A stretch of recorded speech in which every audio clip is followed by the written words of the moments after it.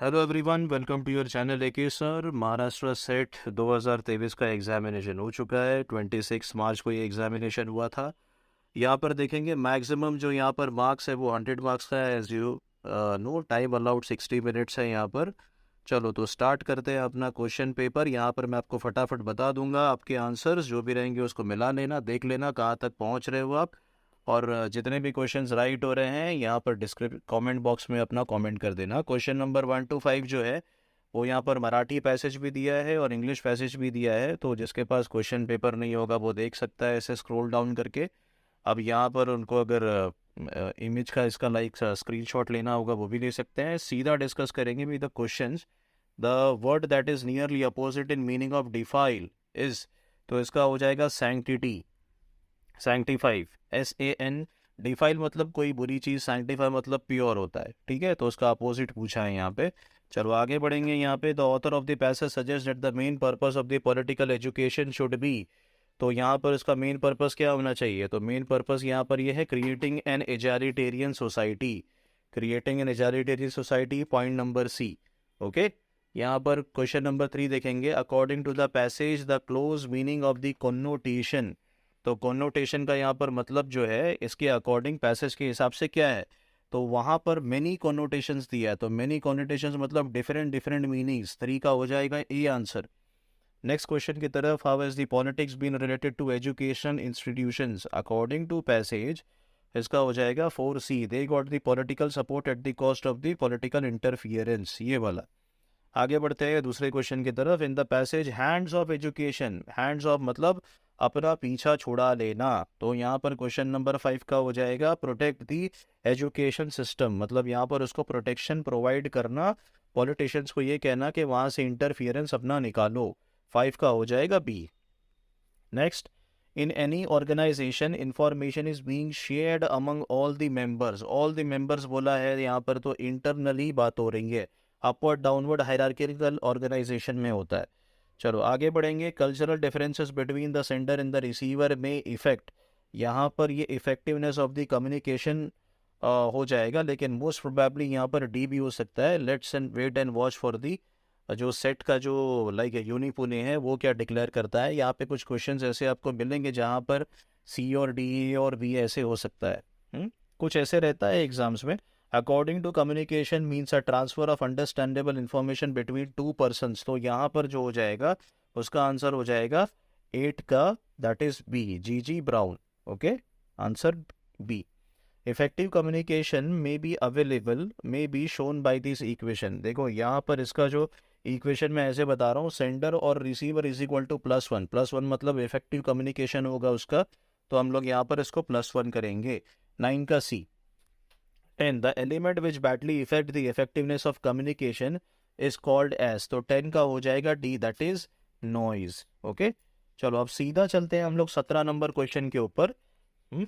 17 number question. Arrange the following terms in the meaningful logical order indicating a correct sequence. Windows, wall, floor, foundation, room, roof. इसका सी और D हो सकता है, लेकिन most probably है ना यहाँ पर जो है वो सी होगा। और यहाँ पर इसका सी और डी दोनों, कीप योर फिंगर्स क्रॉस्ड। जो सही है वही बताऊंगा, फालतू का बताना रॉन्ग आंसर अपने को नहीं आता। जो भी प्रीवियसली इसके ऊपर आप महाराष्ट्र सेट या जो भी क्वेश्चन पेपर देखे होगे आपको पता चल गया होगा कि ऑथेंटिसिटी यहाँ पे मोस्ट इंपॉर्टेंट थिंग है। झूठे ऐसे लाइक क्वेश्चंस नहीं, आज उसके आंसर्स बताए जाते हैं जस्ट फॉर द व्यूज़। तो ये काफ़ी लाइक ऑथेंटिक आपको आंसर की मिलेगी। इस चैनल को सब्सक्राइब नहीं किया, सब्सक्राइब ज़रूर करें, शेयर भी कर दें अपने मैक्सिमम इसको, और सब्सक्राइब करना ना भूलें। Horse is a herbivores animal, this is statement. देखो हर्बीवरस एनिमल, इम्प्लीकेशन यहाँ पे इन्फ्रेंस निकल सकता है कि हाँ वो झाड़ को खाएगा, झाड़ कम हो जाएंगे। इन्फ्रेंस परसेप्शन, ये हमारा परसेप्शन है कि वो हर्बीवरस है, हम किसी से उसको कंपेयर नहीं कर रहे। तो यहाँ पे 18 का जो आंसर है ना वो यहाँ पर ए, मोस्ट प्रोबेबली ए हो सकता है। अगर इन्फ्रेंस निकाला तो हॉर्स कौन सा एनिमल है, हर्बीवरस एनिमल है, ऐसे इन्फ्रेंस हो जाएगा। ठीक है, तो यहाँ पर ए और बी मेजॉरिटी करके मुझे लग रहा है ए आना चाहिए इसका answer. 19 which of the following is the valid conclusion, इसका तो बहुत बेसिक है। Intelligent animals are monkeys, all monkeys are intelligent, यहाँ पर इसका हो जाएगा दैट इज 19 का आंसर ए, ओनली 1। ओके, आगे देखेंगे 20 को। विच of the following diagram shows the correct relationship following the terms, यहाँ पर लोग कंफ्यूज होंगे, मेजॉरिटी बेसिकली ए में और उसके बाद में क्वेश्चन अपना पॉइंट नंबर सी में, बिकॉज सी और ए कैसे बताता है, लोग क्या सोचे होंगे कि ये एंटरप्रेन्योर्स, ये मैरिड, फिर उसके बाद ये वुमेन, लेकिन ये भी ऐसे हो सकता है ना, ये एंटरप्रेन्योर्स इतने साथ हैं, मेन और वुमेन भी होंगे, यहाँ पे मैरिड मैन वुमेन होंगे, ठीक है, यहाँ पे सिर्फ वुमेन जिसके अंदर एंटरप्रेन्योर्स, तो ये वाला मेजॉरिटी करके जो क्वेश्चन है इसका 20 का सी ऑप्शन जो है वो बहुत अच्छा यहाँ पे एक आंसर निकल के आ सकता है, एक्यूरेट आंसर। ओके, चलो आगे देखेंगे नेक्स्ट क्वेश्चन। डायरेक्शंस 21 से 22 इसको छोड़ करके 24 पे सीधा जाते हैं, ठीक है, 24 से लगातार देखेंगे आगे।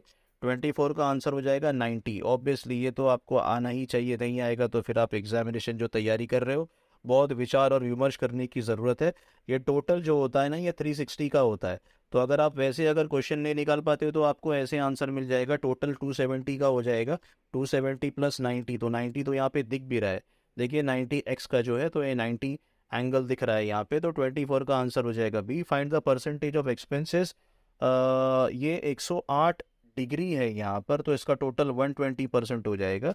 तो 108 डिग्री का यहाँ पर अगर आप देखोगे तो नियरली अराउंड इसके जो परसेंटेज है कुछ नहीं तो 30% लगभग होना चाहिए यहाँ पे। हैं? चलो आगे देखेंगे। विच of the following is the correct full form of the HTML। 26 की बात करें तो सी हो जाएगा, हाइपर टेक्स्ट मार्कअप लैंग्वेज, कहीं जाने की ज़रूरत नहीं है, एकदम सटीक आंसर है। Internet access to common public, इसके ऊपर बहुत लोग 1986 बोलेंगे लेकिन आंसर 1995 है। सुन लो, 1986 में लॉन्च हुआ था लेकिन पब्लिकली 1995 में यहाँ पर उसको इंट्रोड्यूस किया गया, ठीक है, डिफरेंस है। 27A, which among the following is the most helpful to type in the regional language. यहाँ पर हैरी कोड जो अपना अमेजोन से एसोसिएटेड है, इसका आंसर हो जाएगा C, that is Unicode 28C। Okay, next question, which among the following is the digital payment app link to the Google. तो यहाँ पे बीम तो सभी के साथ में लिंक्ड होता है। नेक्स्ट आगे बात करेंगे, which among the following is the consortia for higher education e resources link to the digital initiatives.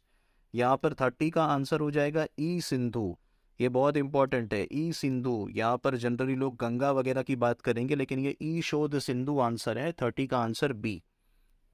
Kyoto protocol क्या है? Kyoto protocol global climate change का है। लोग यहाँ पे बायोडाइवर्सिटी और ओजोन में कंफ्यूज होंगे, it is global climate change, ठीक है। विच one of the natural system is used for hot water. देखो जियोथर्मल जो होता है ना, जहाँ पर ऑटोमेटिकली अर्थ कैसे लाइक गर्म पानी निकलता है, जैसे उत्तराखंड वगैरह की बात करें उसको हम लोग हॉट स्प्रिंग्स भी कहते हैं, तो इट इज़ जियोथर्मल। 33 की बात करें, excess growth of the aquatic plants, इसको हम लोग यूट्रोफिकेशन कहते हैं ये प्रोसेस को, तो ये नाइट्रेट्स और फॉस्फेट्स की वजह से ज़्यादा होता है, ठीक है। तो अगर आप यूपीएससी वगैरह या तो और भी कोई कॉम्पिटिटिव एग्जाम्स के लिए प्रिपेयर कर रहे होंगे तो एनवायरनमेंट का सेक्शन आता है, it will become very easy for you. आगे बढ़ेंगे, which one of the following air polluted, बहुत बेसिक क्वेश्चन है, इसका आंसर हो जाएगा sulphur dioxide SO2। Wet part of the municipal solid waste can be put in use as soil conditioners by using, इसका देखो incineration जो होता है ना वो एकदम हाई टेम्परेचर पे बर्न करना होता है, बर्निंग पायरोलाइसिस भी नहीं है, इसका आंसर हो जाएगा सॉइल की बात हुई तो कंपोस्टिंग। मुगल पीरियड में हायर एजुकेशन लर्निंग सेंटर्स क्या कहते थे उसको? मकतब जो होते थे वो प्राइमरी स्कूल्स होते थे, मदरसा इसको हम लोग कॉलेजेस कहते हैं, तो बी का आंसर 36 का आंसर हो जाएगा B, that is madrasas. RUSA scheme is launched mainly to provide quality higher education to all, सभी को यहाँ पे हायर एजुकेशन सेम प्रोवाइड करना है, 37 का आंसर बी। 38 की बात करें, science that deals with the relationship of various organisms with the environment is known as ecology, इसका आंसर सी हो जाएगा, कहीं भाग दौड़ करने की ज़रूरत नहीं, ऑथेंटिक आंसर है। स्लाइटली चेंज हो सकता है एक दो जगह पर, उससे ज़्यादा नहीं होगा। UGC has been introduce induction course of teachers in higher education 2, तो यहाँ पर उनको प्रिपेयर फॉर टीचिंग, उसके लिए यहाँ पर ये काम करता है जो इंडक्शन प्रोग्राम होता है, 39 का आंसर हो जाएगा बी। स्वयं इस प्रोग्राम प्लेटफॉर्म, यहाँ पर सारे के सारे सब्जेक्ट्स होते हैं जिसके बारे में कोर्स करवाता है, एग्जामिनेशन भी लेता है, तो 40 का आंसर हो जाएगा D. 41 problem solving methods are used by the teacher in dash level of teaching, 41 का आंसर हो जाएगा रिफ्लेक्टिव लेवल ऑफ टीचिंग, यहाँ पर सी आंसर है। Feedback of classroom teaching from dash is a valuable feedback for teachers. देखो यहाँ पे parents तो आते ही नहीं है नंबर 1, तो एक तो हो सकता है हमारा पेरेंट्स का, एक हो सकता है हमारा स्टूडेंट्स एंड कॉलीग्स, तो यहाँ पर सी एंड डी दोनों में से कोई भी जो महाराष्ट्र सेट है वो यहाँ पे आंसर कंसिडर कर सकता है। मेजॉरिटी मुझे लग रहा है, देखो कलीग से अगर पूछेंगे तो कलीग्स पॉजिटिव भी दे सकता है फीडबैक, नेगेटिव भी दे सकता है, या तो ट्विस्ट एंड टर्न करके दे सकता है। स्टूडेंट्स तो शेयर होल्डर्स हैं, उसको स्टेक होल्डर्स हैं, तो वो तो यहाँ पर गलत देंगे नहीं, तो स्टूडेंट्स तो आएगा ही आएगा। साथ में कॉलीग्स जा सकता है और पेरेंट्स जा सकते हैं, लाइब्रेरियन कॉलीग्स वगैरह ये सब नहीं आएगा, ना ही स्टूडेंट्स और लाइब्रेरियंस आएंगे। ठीक है, चलो 43 की बात करते हैं। स्वयं स्टैंड्स फॉर, तो ये किसके लिए है? Study webs of active learning for young aspiring minds. 43 आगे बढ़ते हैं। Dash is more suitable method for teaching of history. यहाँ पे रोल प्ले मेथड भी जाएगा और डेमोन्स्ट्रेशन मेथड भी जाएगा, दोनों जा सकता है आसानी से। लेकिन अगर हिस्ट्री की बात की जाए तो रोल प्ले मेथड ज़्यादा इफेक्टिव होगा। Okay, learning process is monitored by dash evaluation, तो 45 का आंसर यहाँ पे हो जाएगा C, that is formative evaluation. A researcher must have attitude towards research, अगर उसके पास नॉलेज थोड़ी कम हो तो रिसर्च में डेवलप करेगा, एप्टीट्यूड तो होना ही चाहिए, लेकिन रिसर्च के लिए एक एटीट्यूड होना बहुत ज़रूरी है कि हाँ उसको रिसर्च करना है with unbiased mind. Recording of dash in qualitative research is called as memoing, तो यहाँ पर क्या आ जाएगा? Reflective notes. 47 का A answer. Next is for detecting errors in teaching learning process the appropriate data collection tool will be. यहाँ पर जब पढ़ाई लिखाई हो जाती है तो उसके बाद में पोस्ट टेस्ट एक ऐसा मेथड हो सकता है जहाँ पे इसको आप इफेक्टिव टीचिंग लर्निंग प्रोसेस को जज कर सकते हैं।